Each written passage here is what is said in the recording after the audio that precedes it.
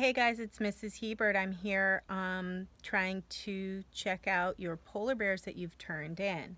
So before you turn in your polar bear, you want to make sure that you do the week 1 Art 2 assignment that includes a Pear Deck, and there's a lot of information in the Pear Deck about how to take a good photo that is evenly exposed, not too bright, not too dark. Usually if you have an uneven exposure with a brighter or a shadow, it's really hard to adjust that. So it takes some doing, and you're going to have to figure out what's going to work for you. Now, if you have a schedule, everybody's going to be a little bit different here. So say you have art on Monday, Wednesday, Friday. That's your art 1, your art 2, and your art 3. But some of you might have it on Tuesday, Thursday, Friday, or Monday, Tuesday, Thursday. So that's, if it's Tuesday, Thursday, Friday, that's your art 1, art 2, art 3. So if you have it on Tuesday and you don't finish art 1, you should try to finish that assignment for homework before Thursday. You do not have to finish sketchbook assignments for homework, and I wanted to be clear on that. So a couple of things that I'm noticing are in the titles of artwork, a lot of people are forgetting to capitalize.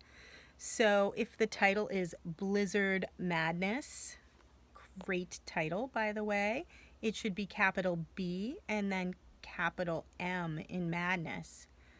Articles and prepositions like the in the middle of the title don't need to be capitalized. But if it starts with the, it does need to be capitalized. You'll figure it out. It's just like the title of a book, the way that you would write a title of an artwork. Also, I'm noticing in the artist statement, a lot of people have answer all the questions. So I think Artsonia prompts you to do that. You want to delete that. You don't want to start your artist statement with that. For your week 2 art 1 assignment, I'm going to have you watch this video and log in to your Artsonia account and see if you can read my feedback, make the edits that I suggest, and then resubmit your work. So don't sweat it if you have to do that. I am sending most of the stuff back so that you guys really learn how to read that feedback and to find it in there. So keep up the great work. The great news is your drawings look fantastic. I'm just getting you to the point where you're recognizing, oh, my fingers are in that photograph and I forgot to crop them out. Stuff like that is really important in presentation.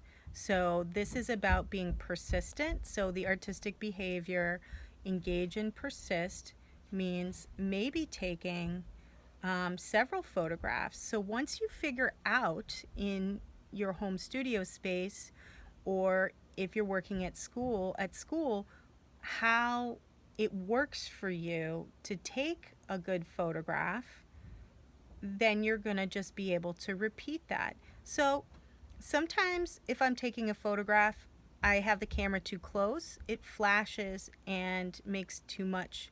So try stepping back a little bit. If your fingers are in it, that means you're holding it and trying to take your picture with the other hand. Well, maybe you need to find a place where you can lean that sketchbook up, or to put it down flat on a surface, whether it's the ground or on a table, and you might have to actually stand up on a stool or on a chair to be able to fit your camera so that you can get the whole piece in your picture. If you're taking it with a Chromebook, I know that can be tricky. You could also tape it up on a wall, and you might have to walk around into different areas where you do have an even light source.